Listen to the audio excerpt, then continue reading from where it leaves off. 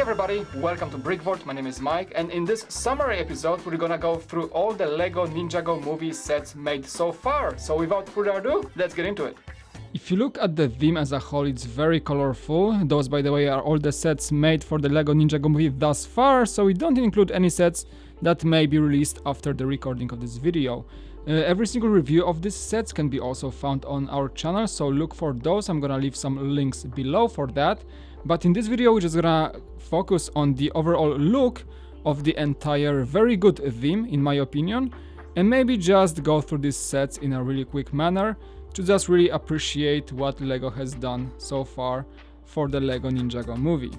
The only set that you don't see in this video is this guy. That's the junior set containing special Lloyd minifigure, so we haven't opened this guy yet, that's just about to happen.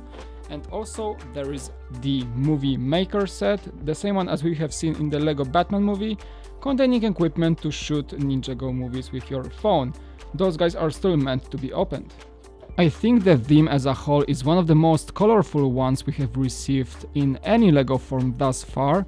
All these vehicles come in different color combinations, and especially the Ninjago City is one big festival of colors, having a lot of details, an amazing selection of minifigs, plus some very clever building techniques. It was one of those sets that will remain epic in our minds for a long time, and we really appreciated this build, being one of the most epic ones to be released this year. I think in this video I'm gonna try to just show you the theme overall. Right now you can see we have all of it, and maybe in those sections I'm gonna split the sets in sections containing vehicles, buildings, and maybe some small play areas. So maybe first let's get into the vehicles that were provided so far. The vehicles in the LEGO Ninjago movie line are simply amazing. I said that numerous times that I think it's a huge comeback to some creative LEGO building in terms of all those vehicles.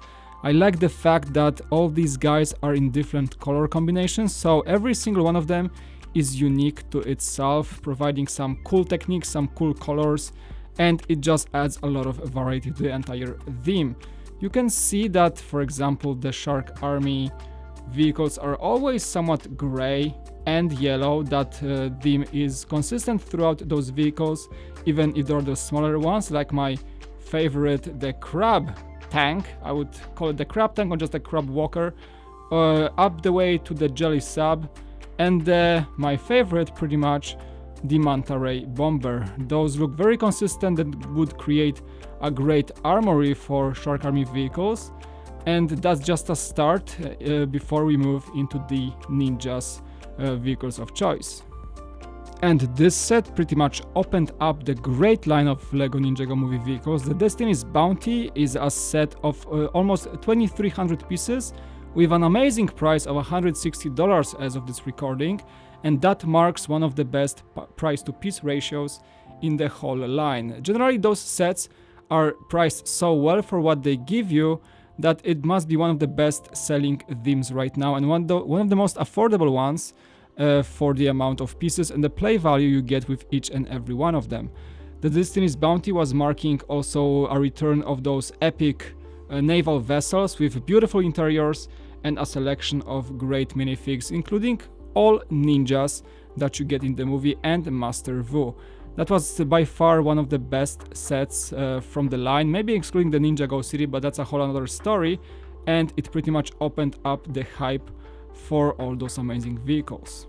Another awesome set was the Green Ninja Mech Dragon. That's the Lloyd's vehicle of choice, and that is a good selection of sage green bricks. That's an uncommon color, well, until now, also marking a great price point and being a very clever depiction of a mechanical dragon. First time we actually ever see in this line, because all the previous dragons were kind of mechanical, kind of alive. This one is a full mech dragon, and that was the first set we have built for the Ninjago movie line reviews, and ultimately it became Jack's favorite for a good reason. The line was also introducing comeback to the massive military looking mech vehicles, starting off the Fire Mech. That's Kai's vehicle. I built this guy on the second live stream that we did for the LEGO Ninjago movie, and it was a huge, amazing comeback to those massive walking machines. The guy is holding two massive flamethrowers and has a lot of cool stickers to it, plus the new Kai minifigure that we finally see in the LEGO Ninjago movie, and a lot of other cool features that fans liked or liked not. The reason being is that it didn't have the bending knees, for example, so people didn't like that very much, but I don't think it is the feature that disqualifies this set as a whole. It was still a massive mech, just something that everyone was expecting. But Kai also had to get an adversary to his mech, and that would be in the form of the Garma Mecha Man, that's Garmadon's mech, kind of a smaller set in size, still very well priced, and it introduced the first time ever a massive vehicle for Garmadon, looking like a crazy attacking two-legged shark with its mouth and teeth and all the things around it. It was posing a serious threat and a great also use of pieces and color combination to create a military style gunmetal / black look. I liked it a lot, and it was also one of the sets that was incorporating a very cool Garmadon minifigure and the laser pointer that was first visible in the LEGO movie, the first one. So Garma Mecha Man is also one of those sets that mark a very unique look to this entire theme. Other ninjas also got their vehicles, and that being said, we have Jay's Lightning Jet, a vehicle in blue, marking this special color for each one of the vehicles. This one being probably my favorite in terms of flying machines from the LEGO Ninjago movie, being a very cool set as well with the function to spin the propeller wheel of lightning bolts inside the vehicle with one simple motion, like a trigger on a firearm. It was providing a lot of fun value and a lot of play value.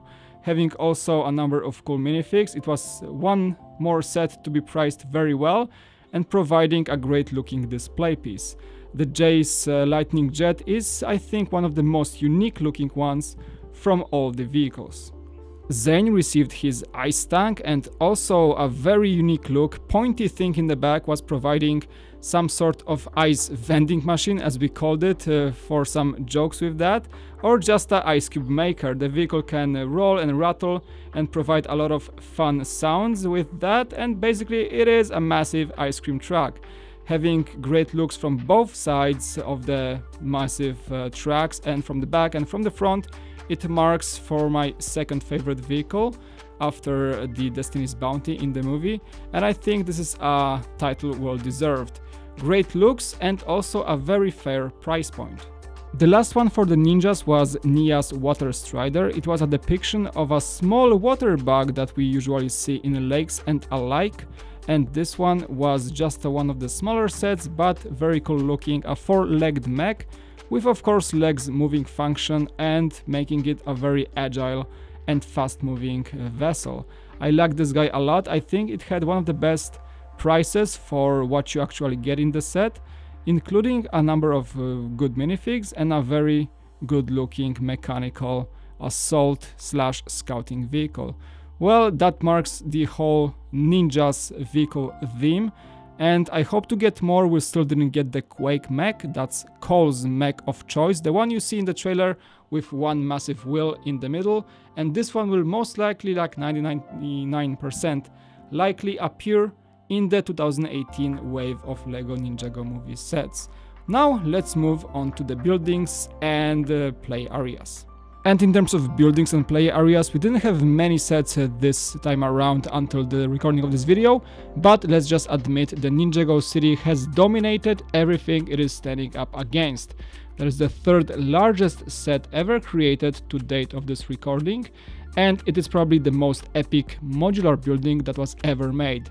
And yes, it is modular because it can stand to the likes of the assembly square or the brick bank in terms of the same baseplate design and the connectivity with other buildings. 3 floors of awesomeness, great details, so many things in this set that I just gonna refer you to our review video to check all those cool details out. A whooping selection of minifigs, and there is even a sushi chef at the top of the build that is coming from the LEGO Ninjago movie collectible series. We just thought this guy is fitting there perfectly. This set is dominating, of course, but don't forget that we got other ones. For example, the Temple of the Ultimate Weapon, one of the also unique looking sets that would fit great with anything Asian, if you are collecting such things. And this one was having great roof, also great minifigs including ninjas and Garmadon, and some epicness in terms of booby traps and things like that. Also, you can check out the review for this one, and the cool thing about this guy is that it had the dogs, the guard dogs, that were one of my favorite BrickVault figs. But those are the big caliber guys in this line, the Ninjago City and the Temple of Ultimate Weapon. The line also introduced some of the smaller sets for those of you guys who just wanted to get a smaller playset, and the one that I liked the most was the Ninjago City Chase. This is a $20 set. At the time of review it was for $20, and it introduced 5 minifigures for the price, as well as a build for a police tuk-tuk, a small 3-wheel vehicle for police chases in Ninjago City. I like this guy a lot. There was also a small lamp line for the Ninjago City street and a small market with groceries in it. A great small set that was really likable since the moment I picked it up. Also, we had the Master Falls set. That was a set in the good looks department, I can say that, but honestly it was lacking a bit of features. Some exclusivity for the minifigs was not there, but still it was a good display piece for kind of a decent price. Still looking unique, and the versatility and the uniqueness of, the usage of colors was there, so nothing to be really complaining as much. Also, the smallest set of this line was the Spinjitzu training, just a small set with 2 ninjas and some equipment for their dojo to train their ninja moves. That was the smallest set of all, and given the fact that those were just a few buildings, few play areas in this line, I would expect more to show up after the movie premieres and probably new sets get announced for 2018. And now, as we have the buildings covered, boy, the Ninjago City is so amazing. We should right now move into the just a general look of the minifigs we got in this line so far. You can see all the minifigs that were included in all these sets. The middle stand here is all the LEGO Ninjago collectible minifigure series. That's a good series. And I also have a selection of the minifigs that go with the Ninjago City set. Those are so unique that I just try to separate them from the rest of the pack, just show you what the difference is. The LEGO Ninjago Movie Collectible series was one of those series when you buy the minifigs in blind bags to get every single of those 20 characters, and we had a great representation of every single most favorite character from the movie in this line. After the LEGO Batman Movie Collectible series, I think this one was even better, having some highlights like the teenager Cole in his AC/DC reference shirt, or the K-pop girl that was one of the most colorful and crazy looking minifigs of all time. There's also the Gong and Rockers guy, that's a Guns N' Roses reference, and a few versions of Garmadon and his Shark Army members, including the ever great looking Angler Fish guy. That was one of the most favorite series, I think, over the few last ones from the last years. Looked really good, just marking the high quality that Ninjago movie is providing with sets and minifigs. If you take an overall general look of all the minifigs that appeared in all these sets, this shows you a great image of versatility and the colorfulness of the entire theme. You can see there are some repetitions. Those are, by the way, all the figs that we received in the set so far. I put them on 2 stands. They're all mixed together with some minifigs standing on the ground because I didn't have any space. But you can see the general route that LEGO went with while creating this theme. The highlights are definitely the officers of the Shark Army, like the crab guy. His name is Krusty, by the way. That's a great reference to Simpsons and SpongeBob, if I may. Also, we have the shark, the great white, the jellyfish, that's another cool guy, the hammerhead shark, a lot of sea creatures that were depicted in the forms of various Shark Army officers. That's the ongoing theme with the movie, and I think it's gonna be awesome for the ridiculousness of the entire lore. Plus, we had all the ninjas in new forms. This movie introduced the first ever 2-piece ninja mask for all the ninja team members of this movie, plus a number of new hairpieces and also great prints for a number of civilians, including like this colorful piece for one of the characters in the movie. A number of supporting characters, a number of great face expressions, like this one for example, Things that were happening in this movie just marked a lot of first times for LEGO to ever create. And I think that's a good start, that just telling me that we're gonna get into an era of high quality minifigs that we are right now, and it's gonna continue over to the next themes and sets in the coming years. The longer you think about it, you can come to a conclusion that the LEGO Ninjago movie line is one of the best themes that LEGO has created in the latest years for its company, and I think this theme is gonna hold strong for years to come. It's certainly one of the better launches for special products supporting the movie that we've seen. In my personal opinion, it is surpassing the actual LEGO Batman movie franchise by quite a bit. I like these sets a lot, and I was even more excited for them to show up than I was for the LEGO Batman movie sets. That's my touch on it. And there you go, all the Ninjago movie sets. Some of them are hiding behind this massive display, but you can probably already tell that we have them all. Anyways, thanks so much for watching. I hope you enjoyed this video on this beautiful line of LEGO Ninjago movie, and I hope to see you again on BrickVault. Bye bye!